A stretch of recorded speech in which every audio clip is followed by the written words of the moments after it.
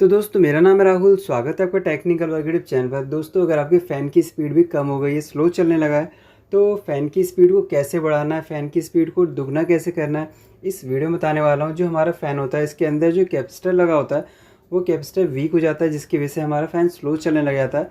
तो आपको क्या करना है, अगर आपका फ़ैन स्लो चलने लगा है तो आपको अपने फ़ैन में कैपेसिटर को चेंज कर देना है। इसे कैसे चेंज करना है इसके बारे में बताते हैं। तो चलिए सबसे पहले हम फ़ैन को बंद कर देते हैं। एक बार देखते हैं हम यहाँ पर रेगुलेटर की तरफ। देखिए यहाँ पर जो फ़ैन है हमारा फुल स्पीड में चल रहा है, बट यहाँ पर जो फ़ैन की स्पीड है कम है। तो यहाँ पर हम रेगुलेटर से इसको ऑफ़ कर देते हैं। तो यहाँ पर देखिए मैंने रेगुलेटर से फ़ैन को ऑफ़ कर दिया। अब इसके बाद हमें क्या करना है, फ़ैन के ऊपर जो टर्मिनल होता है उसमें जो कनेक्शन होता है उसे चेक करना है। तो यहाँ पर जो पहली दो वायर दिखाई दे रही है रेड और ब्लैक, ये मेन सप्लाई की वायर है। और यहाँ पर जो तीन वायर दिखाई दे रही है ये हमारी वाइंडिंग की वायर, इसमें कैपेसिटर की वायर भी कनेक्ट हो रखी है। सबसे पहले हमें क्या करना है, यहाँ पर जो मेन सप्लाई की दो वायर कनेक्ट हो रखी है इसमें हमें चेक कर लेना सप्लाई तो नहीं आ रही, फेस सप्लाई तो नहीं आ रही। देखिए यहाँ पर टेस्टर से मैंने ऊपर वाले टर्मिनल पे चेक किया, यहाँ पर देखिए टेस्टर हमारा नहीं जल रहा है। और नीचे वाले पे चेक करते हैं, इस पर भी टेस्टर नहीं जल रहा। किसी किसी फ़ैन में क्या होता है, जो फ़ैन के कनेक्शन होते हैं वो उल्टे भी होते हैं, इसकी वजह से सप्लाई आ रही होती है रेगुलेटर को बंद करने के बाद भी। तो इस केस में आपको क्या करना है, मेन एमसीबी को बंद कर लेना ताकि आपको करंट ना लगे। तो देखिए यहाँ पर मैंने मेन एमसीबी को बंद कर दिया। देखिए हमने यहाँ पर मेन सप्लाई बंद कर दी है। मेन सप्लाई को बंद करने के बाद क्या होता है, इसमें सप्लाई नहीं आती है। तो एक बार आपको चेक कर लेना सप्लाई तो नहीं आ रही, इसके बाद ही कैपेसिटर को चेंज करना है। तो यहाँ पर देखिए हमने चेक कर लिया।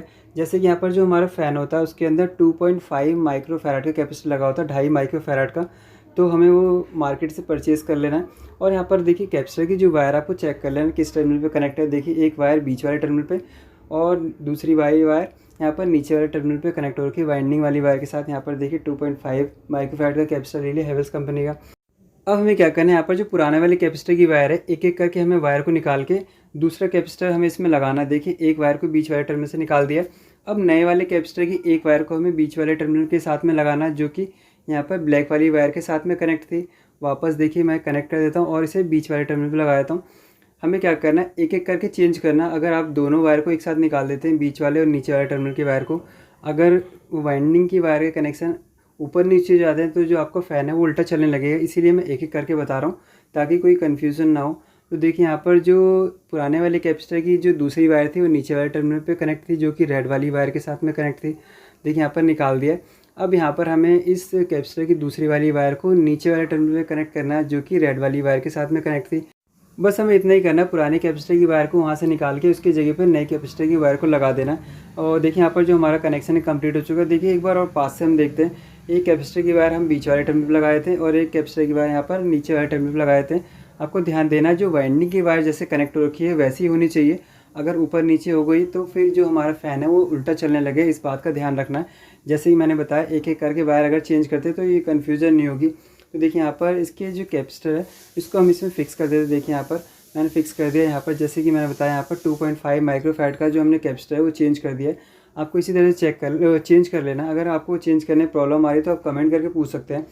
तो चलिए जैसे कि हमने यहाँ पर मेन एमसीबी को बंद कर रखा है तो हम एक बार ऑन कर लेते हैं। तो देखिए यहाँ पर मेन एमसीबी को मैंने यहाँ पर ऑन कर दिया है। अब हम रेगुलेटर की तरफ चलते हैं ताकि हम यहाँ पर फ़ैन को ऑन कर सके। देखिए यहाँ पर मैंने रेगुलेटर को यहाँ पर फुल स्पीड में कर दिया है। तो आपको भी अपने फ़ैन को फुल स्पीड में ऑन करके चेक करना है। आप देखेंगे जो आपकी फ़ैन की स्पीड है वो बढ़ गई होगी। जो हमारा कैपेसिटर होता है फ़ैन का वो वीक हो जाता है, जिसकी वजह से फ़ैन की स्पीड स्लो हो जाती है।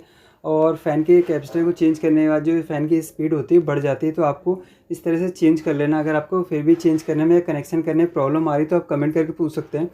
तो दोस्तों अगर आपको वीडियो पसंद आई तो प्लीज़ इस वीडियो को लाइक कर देना। अगर आपने मेरे चैनल को सब्सक्राइब नहीं किया तो प्लीज़ मेरे चैनल को सब्सक्राइब कर देना, इस बेल आइकन को प्रेस कर देना जिससे नई वीडियो की नोटिफिकेशन आपको सबसे पहले मिल सके। मिलते हैं आपसे नेक्स्ट वीडियो में।